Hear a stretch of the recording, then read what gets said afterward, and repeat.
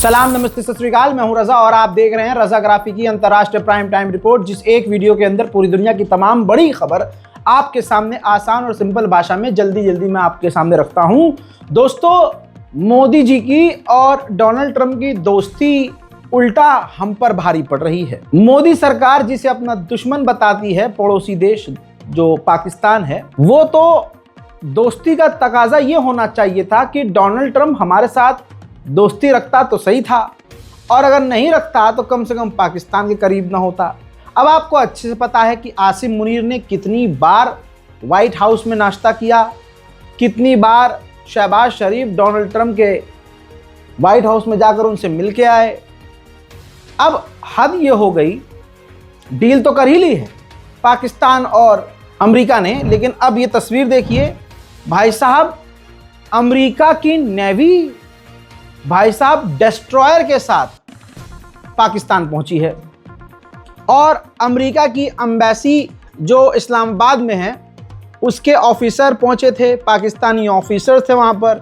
पाकिस्तान की नेवी ने बेहतरीन तरीके से guided missile destroyer USS Wayne E Meyer DDG 108 जो पहुंचा है वहां, उसका ऐसा स्वागत किया कराची पोर्ट पर कि वो सब देखने लायक है। बड़ी बात यह है कि अमेरिका की ये जो नेवी पहुंची थी पूरे हथियारों के साथ, ये वॉरशिप पहुंचे थे जिनका स्वागत पाकिस्तान ने किया। कहा जा रहा है कि अमेरिका और पाकिस्तान ने एक दोस्ती का ये जेस्चर दिखाया है दुनिया को कि देखो भैया, हम इतने क्लोज हैं। मेरा मानना यह है कि ये भारत को अमेरिका चिढ़ा रहा है और बेहतरीन लेवल के मजे पाकिस्तान ले रहा है। कल तक जो आदमी मोदी जी के साथ खुश नजर आता था, कल फोटो दिखाई दी, आज तस्वीर आ गई है, यही आदमी पाकिस्तान के प्रधानमंत्री और पाकिस्तान आर्मी चीफ का हाथ पकड़कर, दबाकर, हाथ हिलाकर, दांत चिढ़ाड़ कर पता नहीं किसको चढ़ा रहा है। भाइयों बहनों, मुझे नहीं पता, आप ये देख लीजिए दोस्तों कि किस तरह से 90 मिनट, जी हां, पाकिस्तान की सरकार अमेरिका के एकदम बेस्ट फ्रेंड जैसी हो गई है। पाकिस्तान की जो डेलीगेशन गई थी, आप देखिए, अमेरिका के विदेश मंत्री, अमेरिका का उपराष्ट्रपति, अमेरिका के जितनी भी गवर्नमेंट के टॉप ऑफिशियल हैं, ट्रंप के करीबी, सब के सब 90 मिनट तक पाकिस्तान की डेलीगेशन के साथ थे। दोनों देशों के बीच बंद कमरे में और क्या क्या खिचड़ियां पकी होंगी मैं तो नहीं जानता और ना मैं सोचना चाहूंगा। यूएन के अंदर पाकिस्तान के प्रधानमंत्री शहबाज शरीफ ने कहा कि हमने भारत के 7 फाइटर जेट को कबाड़ा बना दिया, मारकर गिरा दिया। जी हां, ये दावा किया है यूएन के अंदर। देखिए, repulsing the enemies attack under air chief marshal Zahir Babar Sidhu, our falcons took flight and etched their answer across the skies, resulting in 7 of the Indian jets turned to scrap and dust. A decisive response. हजरात, इतना ही नहीं, चाटुकारिता भी पाकिस्तान के प्रधानमंत्री ने खूब करी।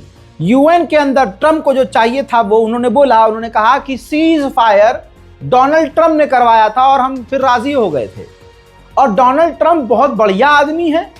हम बिल्कुल और खतरनाक जंग की तरफ बढ़ रहे थे, खतरनाक परमाणु युद्ध हो सकता था, लेकिन ट्रंप ने सीज फायर करवाया और हमने डोनाल्ड ट्रंप को नोबेल पीस प्राइज के लिए नॉमिनेट किया। Excellencies, though in a position of strength, Pakistan agreed to a ceasefire facilitated by President Donald Trump's bold and visionary leadership.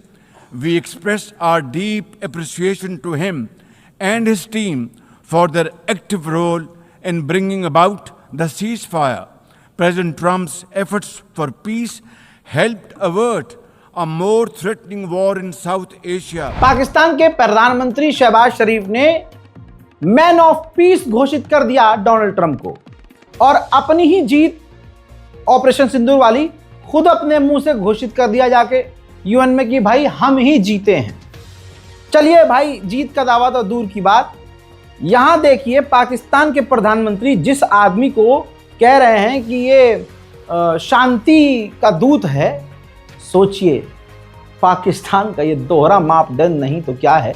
वही आदमी गज्जा पर हमला करवा रहा है, वही आदमी गाजा पर जंग रुकवा नहीं पाया है, बल्कि वो फंड कर रहा है इजराइल को।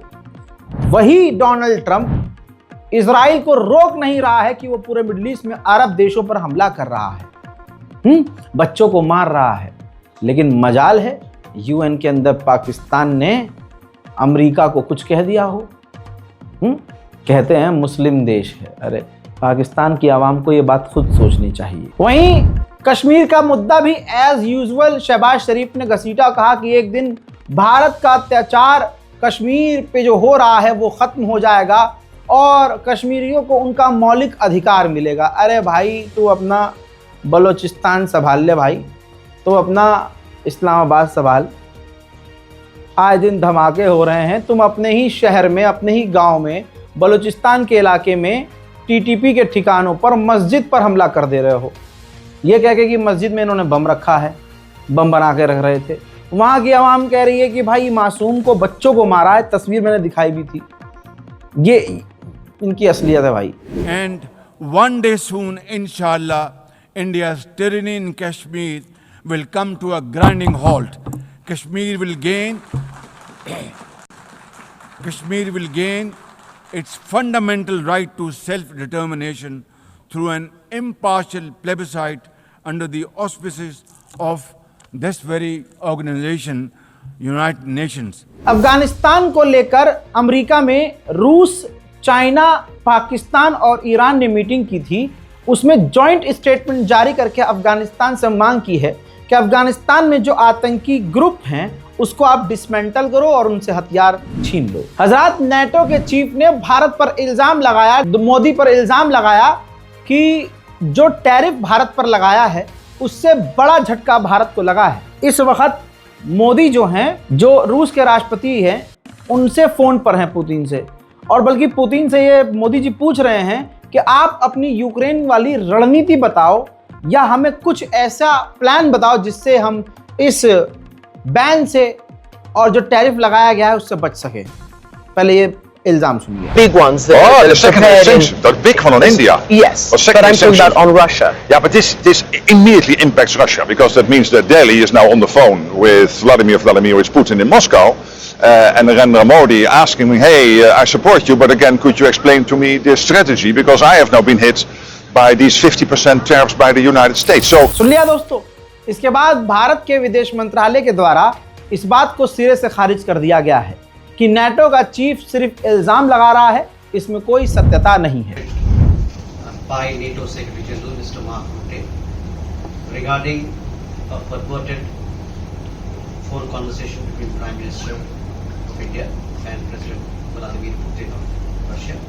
This statement, let me clarify, is factually incorrect and entirely baseless. At no point has Prime Minister Modi spoken with President Putin in the manner suggested.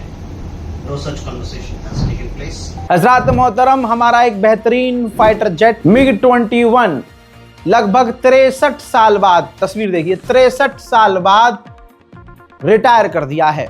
इनकी जगह अब और एडवांस फाइटर जेट मंगाए जाएंगे।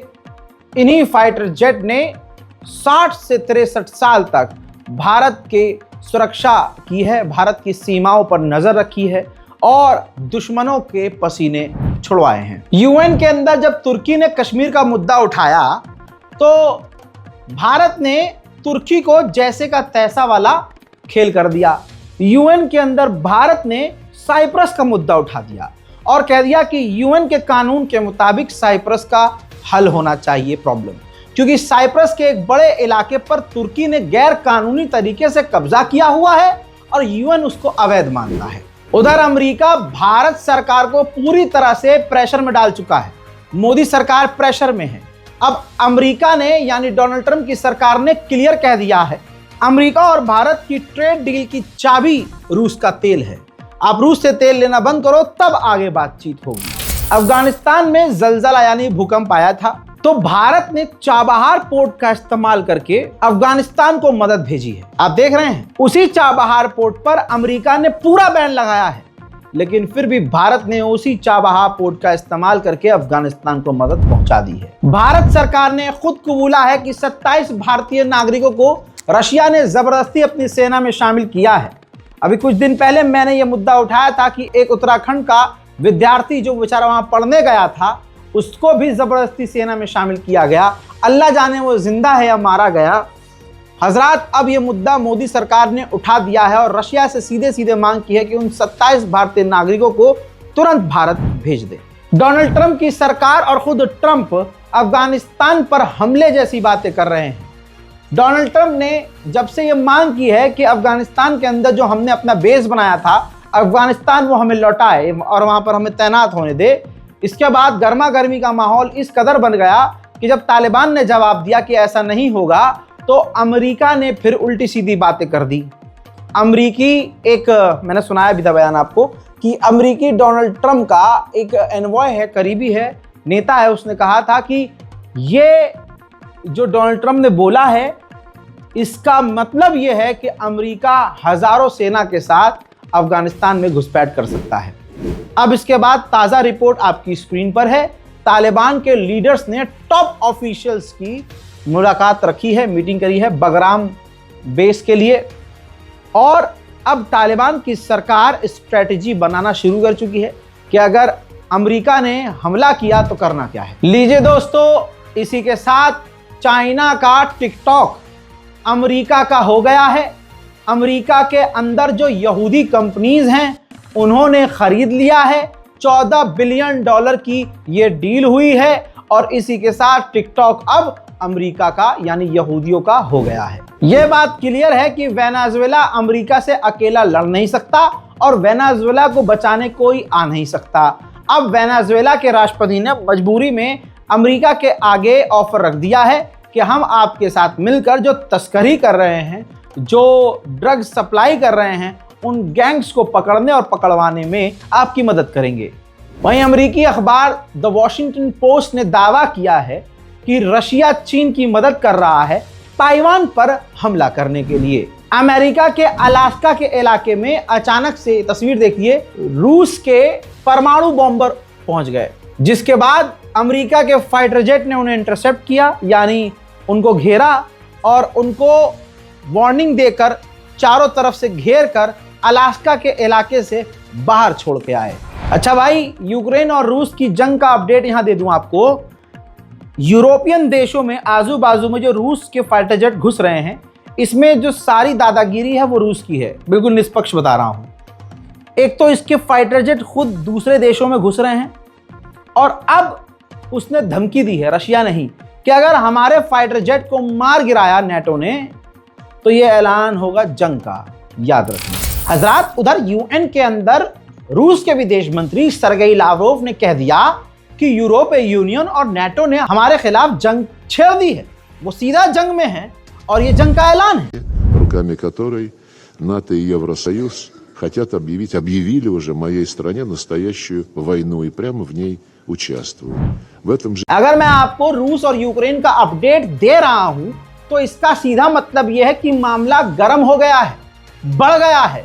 अभी तक जो दूर तक मार करने वाले खतरनाक हथियार अमेरिका यूक्रेन को नहीं दे रहा था, अब डोनाल्ड ट्रंप की सरकार राजी हो गई है लॉन्ग रेंज की खतरनाक मिसाइलें और हथियार यूक्रेन को देने के लिए। हजरात, यूक्रेन के सैनिक का एक वीडियो सामने आया है, तस्वीर देखिए। रूस का ड्रोन बिल्कुल करीब आ गया था। अगर ये बिल्कुल करीब से रूसी ड्रोन को नहीं मारता तो ये मारा जाता। ये वीडियो पूरे यूरोप में वायरल है कि किस तरह से, देखिए कितने करीब तेजी से आ रहा है और ये बार बार गोली चला रहा है। ये देखिए, अगर सटीक निशाने पर ना लगती गोली और ड्रोन तबाह ना होता तो ये जिंदा ना होते। जंग बड़ी खतरनाक चल रही है। इस तस्वीर को देखिए, रूसी मीडिया ने जारी किया है, जिसमें रूस ने यूक्रेन का एक समुद्री ड्रोन तबाह किया है। एक इंटरव्यू में ये देखिए, रूस के राष्ट्रपति बेलारूस ने कहा कि अभी भी पीस डील टेबल पे है, यूक्रेन आए और डील कर ले, और अगर ऐसा नहीं किया तो रशिया पूरे यूक्रेन पर कब्जा कर लेगा। उधर रशिया और बेलारूस के करीब बॉर्डर पर ये देखिए आग लगी है। अभी ये कंफर्म नहीं है कि ये हुआ क्या, लेकिन कहा यह जा रहा है कि ये यूक्रेन का ड्रोन हमला है। उधर रूस ने जो ईरान के शाहिद ड्रोन को कॉपी किया है वो बड़े कामयाब साबित हो रहे हैं।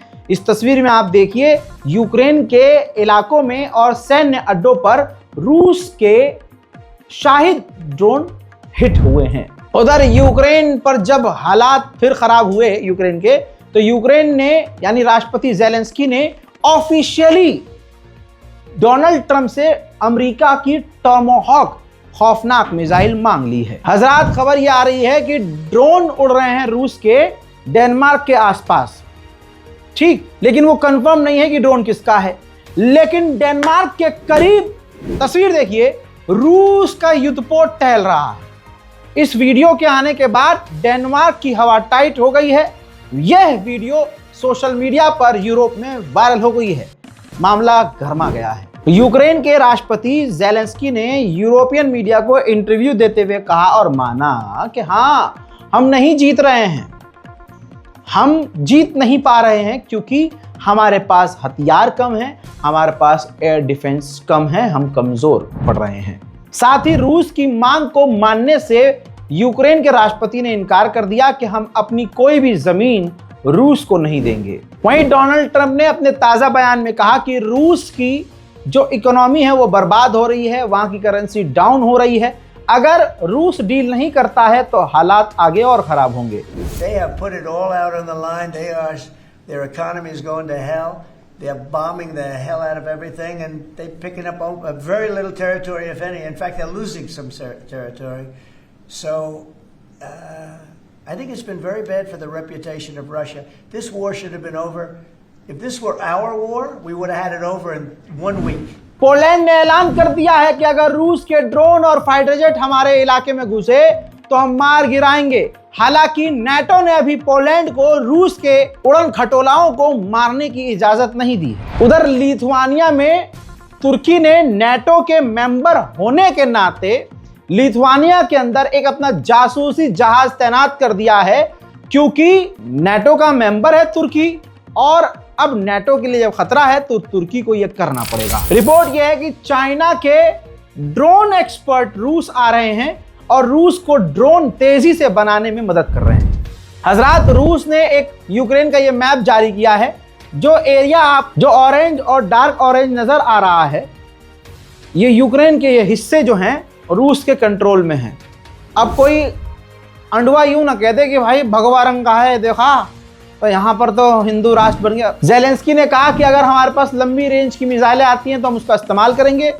ये जंग खत्म अगर हो गई तो खत्म होते ही जंग मैं रिजाइन दे दूंगा और चुनाव करवाया जाएगा। रूस के खिलाफ फ्रांस ने भी बयान जारी किया और इमैनुअल मैक्रोन ने चैनल पर साफ कह दिया है कि ऐसा लग रहा है कि रूस नाटो का सब्र चेक कर रहा है। I mean, they are testing our limits, and it's just a test, so we're not going to open fire. I mean, they are testing our limits, and it's just a test, so we're not going to open fire. उधर NATO ने unofficially, जब NATO के काफी बड़े बड़े लोग हैं, उन्होंने अनऑफिशियली अंदर ही अंदर रूस को मैसेज दे दिया है कि अगर आपके फाइटर जेट हमारे यहाँ घुसे तो हम उनको गिराने के लिए तैयार हैं। वहीं रशिया के एम्बेसडर जो फ्रांस में हैं, उन्होंने कहा है कि अगर नाटो ने हमारे फाइटर जेट गिराए तो फिर खौफनाक जंग होगी। En tout cas, s'il y avait un avion russe qui franchissait l'espace aérien de l'OTAN, vous avez entendu Trump, il faudrait l'abattre. Si on abattait un de vos avions, quelle serait la réaction de la Russie? То будет война. Bah, ça serait la guerre. То будет война. Ça serait la guerre. А что еще можно? Comment Même si on c'est peut vous le qui qualifier autrement? même si c'est vous qui हजरात, फिलहाल के अंतर्राष्ट्रीय prime time report में इतना ही। इस report को share कीजिए, channel को सब्सक्राइब कीजिए और दुआओं में याद रखिए। जय हिंद।